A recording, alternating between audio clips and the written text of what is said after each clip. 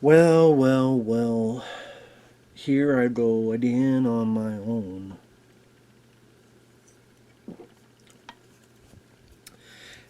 69 Spartan sent in a paid request for me to.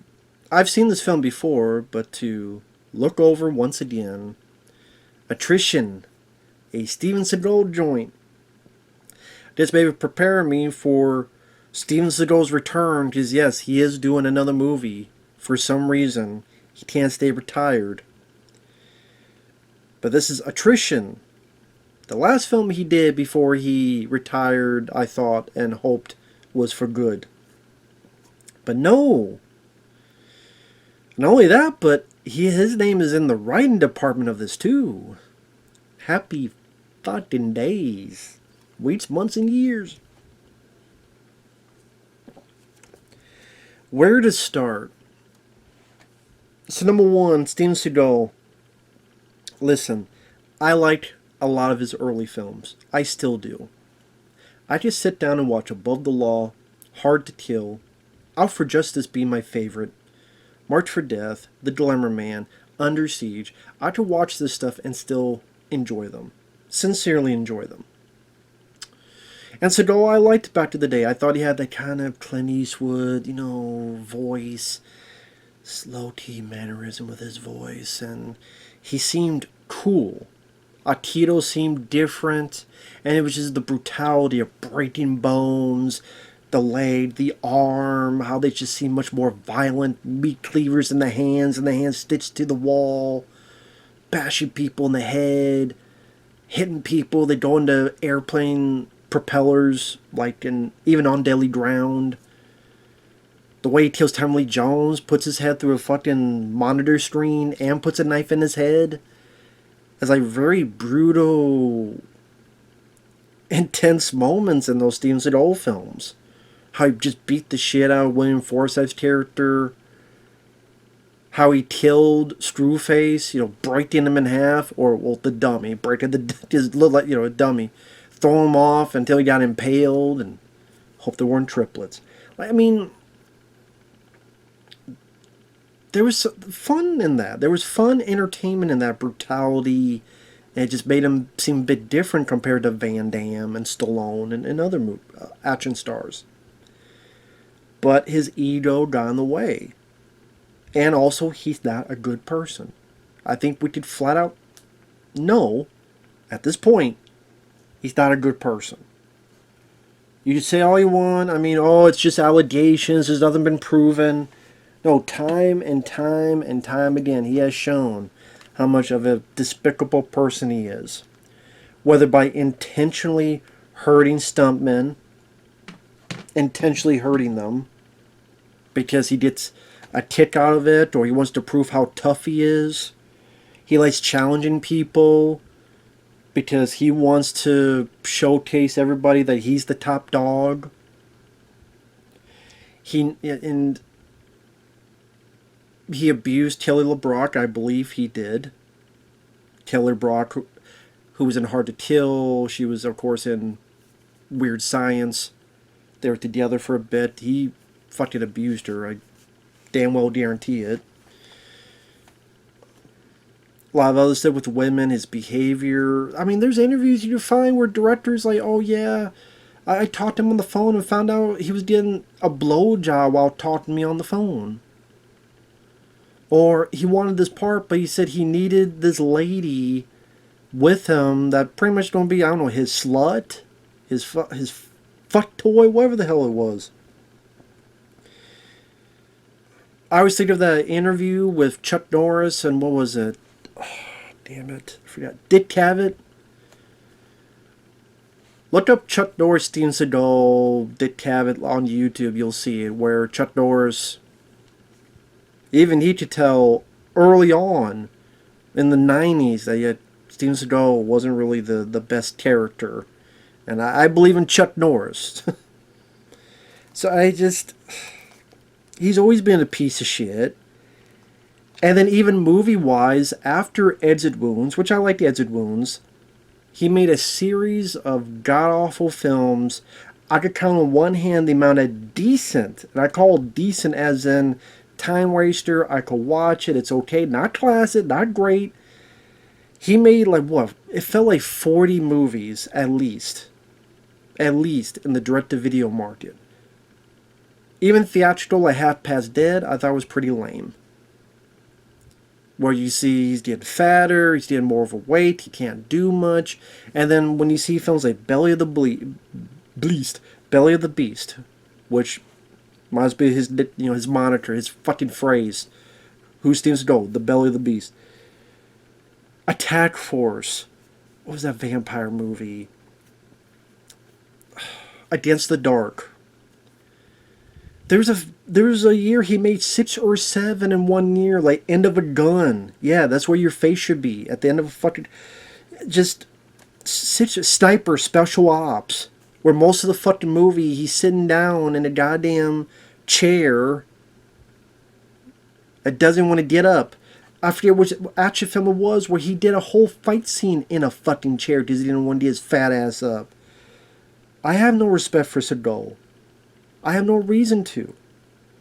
The only few Steven Seagal direct-to-video films I don't mind is Urban Justice is okay. Into the Sun, I don't mind. Pistol Whipped, maybe. Pretty much those 3. Pretty much. And his appearance in the Onion movie where he played Cop Knocker. Hitting people in the dick. Because, wow, he actually made fun of himself, kind of, but not really. He wasn't really making fun of himself. He just was the badass that hit everybody in the dick. So, it still wasn't making fun of him. Because he does not like doing that. Unless he looks cool, and he looks like the badass. What's funny, I remember when I saw this back in the day, it had like a 4 point something. This has a 3.8 now. I remember when this came out, people said, oh, Steven Seagal is back. I'm like, back to what? Back to lunch? Back to the buffet? Back to school? Back to suck? Because it is suck, as in such dick. Yeah, back to the suck. That's what it is with his fat ass. I'm sorry, I like his early work, but I'm not going to kiss his fat ass. It'd take me all day to kiss his fat ass. Fuck Steven Seagal. I mean, Black Dawn, more like Black Yawn. Today You Die? Yeah, because I saw his shitty fucking direct-to-video movie, Attack Force. One of the worst fucking action films ever. The Perfect Weapon? There's one goddamn perfect weapon in this fucking dojo, and it's Jeff fucking Speakman. That's the perfect weapon, not you. Your perfect weapon sucks. There's the perfect weapon, Jeff Speakman. That's the only perfect weapon. Fuck off, Seagal. Now, I say his name is on the script that he wrote this, but I've heard that he didn't really write it. Someone else wrote it, and then he did revisions and took all the credit. I'm sure the guy was like, you know what? I saw the film. You can have it. Now, for I also understand, I think Bay Logan was attached to this, but that's when Bay Logan was accused of certain things. Now, I don't know. With the Bay Logan thing, I don't know. For what I understand with him, there was nothing proven that he did anything. And like Steven Seagal, there's so much smoke. It's not just a fire. It's the California fires. Okay, that's how much you just see that Steven Seagal has done some shit. Bay Logan, much less so. But for what I understand, he decided to take his name off it because to give the film a better opportunity to get released, which didn't matter because it barely got released anyway. But then, like, people were like, oh, Seagal is back, and this is his comeback, and oh, this is his best film in 20 years. I'm sure Seagal thinks that way, but even he's wrong, because I'd rather watch Urban Justice and Into the Sun more than this. Now, to get into this, Steven Seagal plays a guy named Axe. Of course he does. Former Special Forces. Oh, wow, big surprise. He's with either the EPF, the FBI, the CIA, the KFC, the TGIF. He's something like that. And he and his team went in, shot some people. They find this dead woman tied to a bed. Now, before that, he goes on this big narration about shit that doesn't really pertain to the plot. It's like, there's drugs, and there's all this other stuff, and there's all these other things, and, this. I'm like, dude, nothing you're talking about has anything to do with the fucking movie and the plot that's about ready to happen. You could tell that Seagal added this shit, just like he did in On Deadly Ground, where you want to talk about the environment. This is after blowing up the tanker at the end of On Deadly Ground.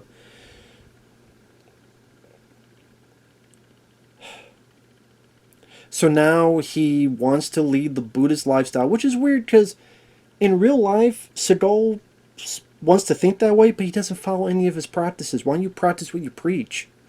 Instead of being an evil fuck. How about that? So he's a healer. He helps people who have broken bones or other stuff going on. One of his buddies, and I think when I first saw this, I didn't make the connection, but watch it again, I'm like, why does this guy look familiar? It's Fan Siu-Wong?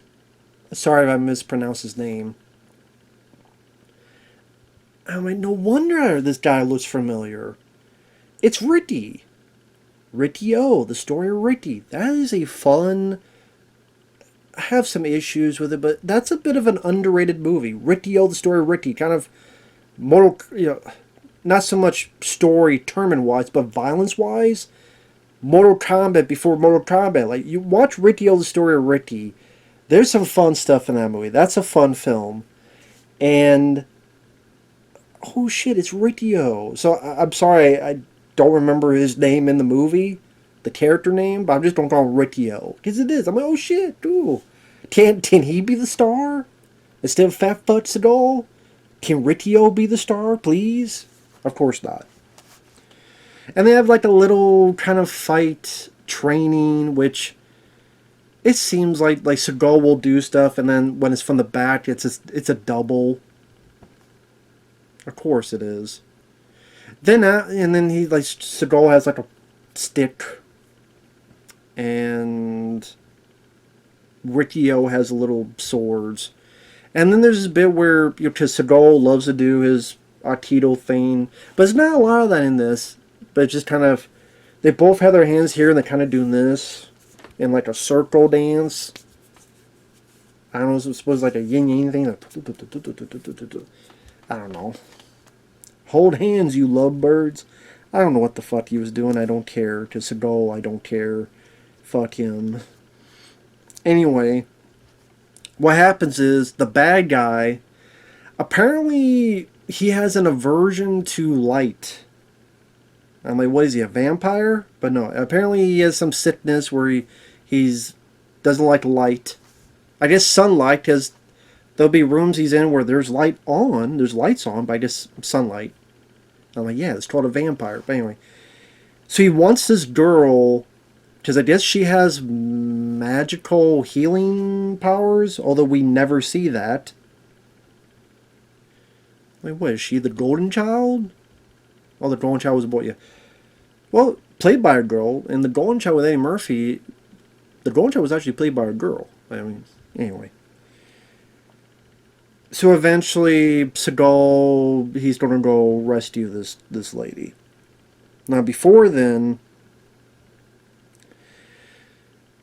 he first has a dream of this lady kind of floating above him. Then some stuff happens where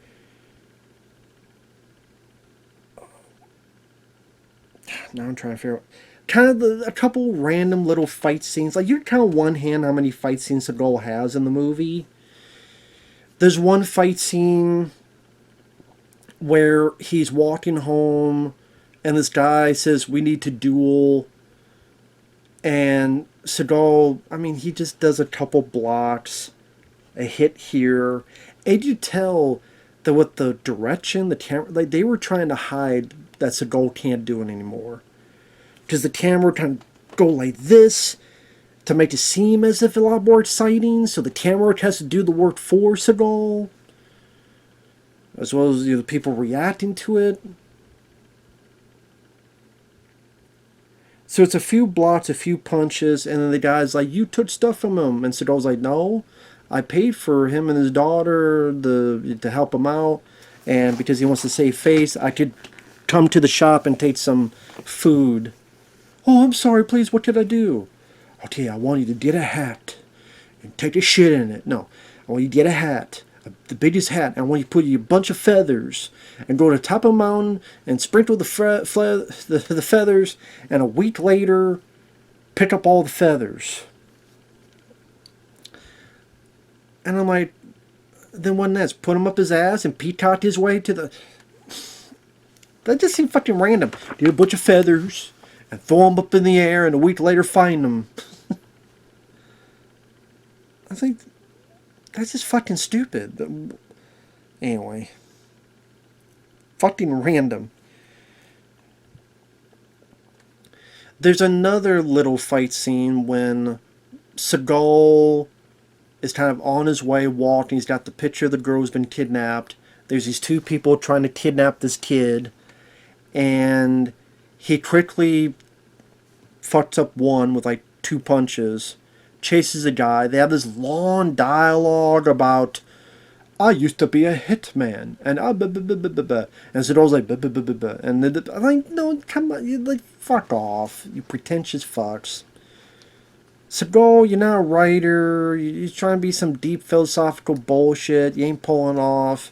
And this guy, it's funny, you know, he's not speaking his native language. He's trying to speak English, which, I mean, it's not his first language to be, you know.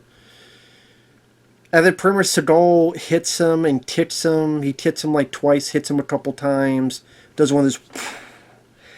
And one thing about this film, there is some of the worst CGI blood you will see. There'll be times like in this scene, when Seagal kicks him, then a little bit, and then kicks him again, CGI blood squirts out. Why? Why did it need to be CGI blood? You're telling me you can't have a little pack? Or just hold some in your mouth, food coloring, spit it out? You need to have PowerPoint presentation, CGI blood? It's that bad. It's that fucking bad. I don't understand it. I don't get it. And the dialogue, what I mean by pretentious, like when he's talking to Riccio, this is after their training, and, "Hey, there's a butterfly, it did not leave, because unless you have emptiness and calm, the butterfly will leave. But see, it stayed."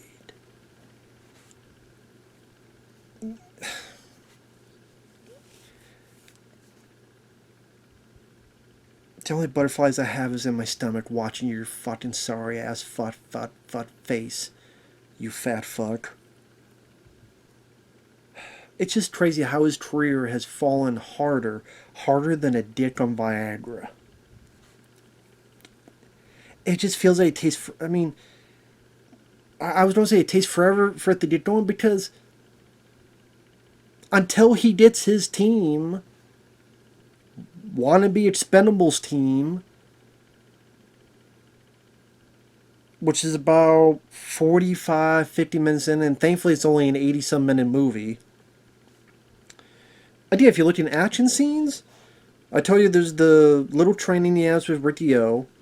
There's the little fight he has with the random guy who wants to duel him. There's this guy that he fights. There's a guy in a shop with herbs where he fights briefly. And again, all these fights are briefly because Seagal can't have a... I mean, right, you say a lot of his fights aren't too long. But yet back then, like the way they're shot in the widescreen, you see Seagal's face in every shot, and the breaking of the bones, and the editing, and the camera wasn't herky-jerky, and in this shop fight, I do like herbs and stuff on the shelves. He tries to do, if you remember Ip Man, It's sometimes pronounced Yip Man, but I call it Ip. It's spelled that way. Ip Man 1 and 2. Remember Donnie Yen doing that frenetic against the person's face? Seagal does that, but when he does that, this again PowerPoint Adobe shitfest of CGI blood spits out of the guy's mouth. It's distracting. It looks cheap. It looks complete garbage. And again, how is it that you can't have a simple thing of putting a blood pack, spit it out? How do you not have that? Well, we wanted to, we changed our mind, said we should have it last minute. Don't have it. It is more distracting. It doesn't sell your scene in a positive way. It makes it look more stupid, cartoonish, and laughable. Now, I can... You know what? I was going to say I can give credit, but this shouldn't be credit. Seagal's voice, a lot of times in these direct-to-video films, they were dubbed by another person. Not all of them, but there's a chunk of them. Seagal's doing his voice. He's not doing a fight scene in a chair. The look cinematography is decent enough. It doesn't look like shot on... How do I put it? Shot on digital. It doesn't look cheap in terms of the camera. Like the cinematography doesn't look cheap. I'll give credit to that.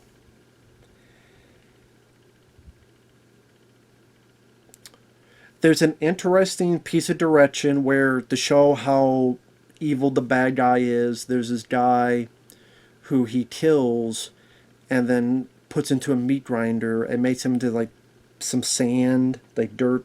That's how much. But they do that in reverse. So you see the thing with a guy's name taped on there, and you see the dirt sand thing coming out. And then you see this meat going up to a meat grinder, and then you see someone's hand come out, which means they took the body, put in the meat grinder, and then you have the guy pulled in and put into a body bag, and then you see how his body slides, and the uncleaning of the floor. So the clean floor gets bloodier and bloodier, and then the guy sits up, and then you realize how he got killed. Okay, interesting visual piece of direction of showing something, number one, pretty brutal, and number two, doing it in reverse. That's the best shot of the movie. It has nothing to do with Steven Seagal. If it was the director or somebody else's, hey, good idea. It's not enough to save the film, but that's an interesting scene.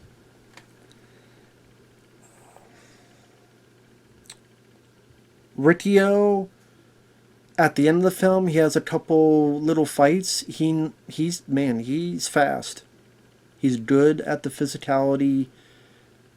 I mean, it's not like the fights are anything amazing because he's not the star of the film, sadly. So, but quick, fast movements, and he's definitely in shape. He definitely can move just as well as he did in Riccio, the Story of Ricky. So that was nice to see. Other than that, some weird tendencies. Before Seagal gets on his path to rescue this lady, I mentioned there was a scene where he saw her in a vision. There's a second scene where he sees her, but her titties are out. Her titties are out, and she has a mask on like a geisha. Like, why does she need her titties out? I mean, hell, if I see a vision of a lady looking like an angel, hey, give me titties or give me death. Sure, I'll see the titties. I keep saying angel, but I believe it's the girl who's been taken. I think it's supposed to be her. And we see her titties, which makes it even more weirder. The girl I'm going to rescue. She came to me in a vision and showed me her titties. Again, I don't know why. I'm guessing the girl's like, we need to show the titties. Because I like titties. And I like titties too. Yeah, but I like them more. I like the titties more. When I have angels in my visions. They must be titties. Well, I'm surprised the bear in On Deadly Ground didn't have titties to show when you fought the bear in the dream scene in On Deadly Ground. You must have given him titties. Or made it a female grizzly bear with titties. I mean, considering what that film is, maybe you should have had it. So that was just weird. I didn't why. I mean, I like the titties. The titties are nice, but why are the titties out? I guess this lady's like, I need to convince you to come get me. Well, I guess if you show me them titties, you'd convince me too. I guess. And then by the time you get to like about 50 minutes in, he gets his team together. Where he finds out the girls at this club that's kind of like a sex club among other stuff as well. There's kinky things going on in the back. People with drugs, all that stuff. So he gets his team. His team is Scarecrow. I mean, what's this? The Tin Man? Infidel. Yin Yin. That's the name of the Asian lady. Yin Yin. Hollywood. Yeah, I wish it was Hollywood from Mannequin. Hollywood! But no, not that kind. So in other words, there's a guy with a beard. There's a guy who's pretty much a sniper who snipes a couple people. There's a lady who's very small, terrible fucking actress. The way she says the lines are completely unnatural. And she has like, I don't know, one or so fight scenes. One is, I forget, is Rudy Youngblood. I think he's a guy, might have been from Apocalypto with Mel Gibson, I think. And like, these guys are nothing to, like, you did not need these folks in here. You really didn't. You could have Seagal and hell, Ricky O do it themselves. Seagal comes in with a gun, and then this guy beats the shit out of everybody that Seagal didn't shoot. And that's all you needed. You only needed these two guys. These other people were so unneeded. They're barely characters. You briefly see maybe some of them at the very beginning. At least the guy with the beard, I saw him in. And then, again, they don't even get truly introduced to the film until 50 minutes in. Where, boom, here's their big name, text. It's Scarecrow. I don't even know why the fuck he's called Scarecrow. Does he need some brains? I don't fucking know. Isn't that what Scarecrow needed? A brain? This guy needed two? And again, by this point, there's only like 30 minutes left of the fucking film. That's including the credits. And the little epilogue where Seagal says to the girl, "Thank you for showing me your titties." I think it was her or it was some random angel. I guess it was her. But yeah, they go into the club. Some bits of action. The muzzle flashes. I don't know why people cannot do practical muzzle flashes anymore. They always have to look so fucking fake. And I don't know why, again, when there's blood, it's gotta be horrible CG blood, even if it just flies out of a person's mouth. Why? I don't understand why.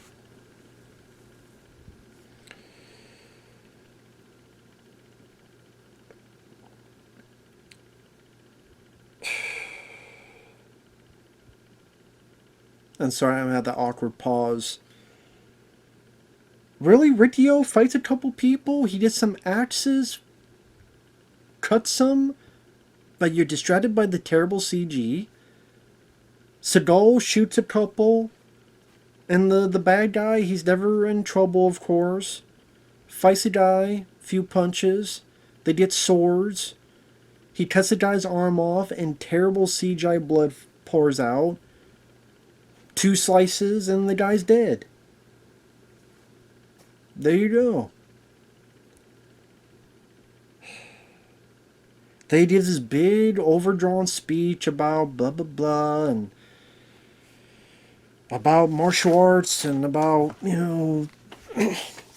dude, you don't need to lecture anybody. You have no room to lecture anybody. You have no room to teach anybody because you can't even teach yourself. You can't teach yourself self-discipline.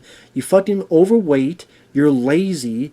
You are lazy on film projects. There's so many people that would beg, plead, to get the opportunities you got to be in films, to be the star of movies, multiple movies, to the point that they were successful, you were able to direct a fucking film and do kind of what you wanted, and then it belly flopped, or was embarrassment. And on Daily Ground, I liked the action scenes. I could watch for that.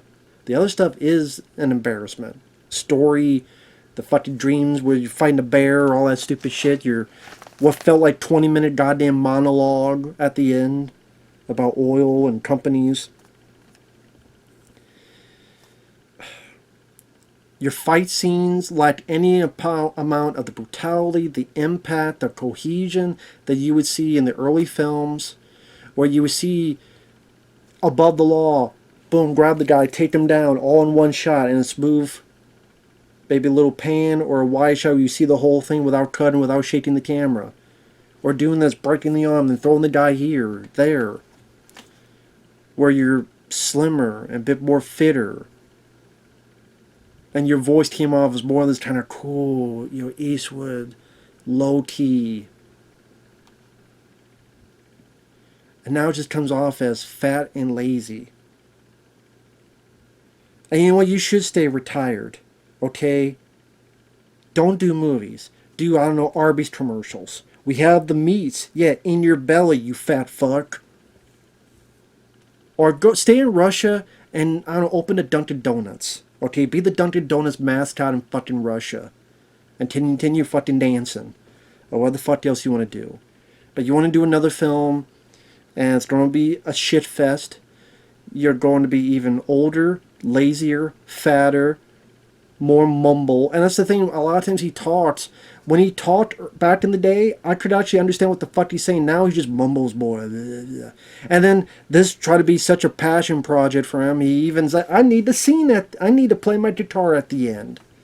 Does him I think it's Riccio has a club of his own or something. And then, Seagal was out on stage playing the guitar. Like, no one gives a fuck about you and your musician tendencies. He's a joke. He's an embarrassment. He's a shell of his former self. He's a terrible human being. He's one of the biggest drop-offs of a movie star that, again, from the early days where I loved his early films, he just gone off so far fucking low is off the goddamn map now. I don't need to be nice to him. I don't need to be courteous to him because he hasn't given me shit in pretty much 20 fucking years at least.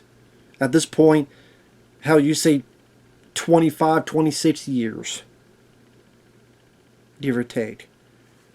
So I don't need to be nice about him because he's not nice to anybody else. He treats everyone like shit. I do treat him like shit. But it's funny, I remember there was a time on YouTube, there was me and my friend Fabio, we were like the only people reviewing Steven Seagal movies.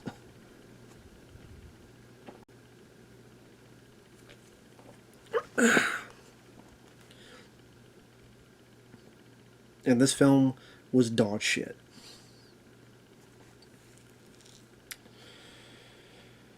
Well, anyway, that's about it. Fuck it.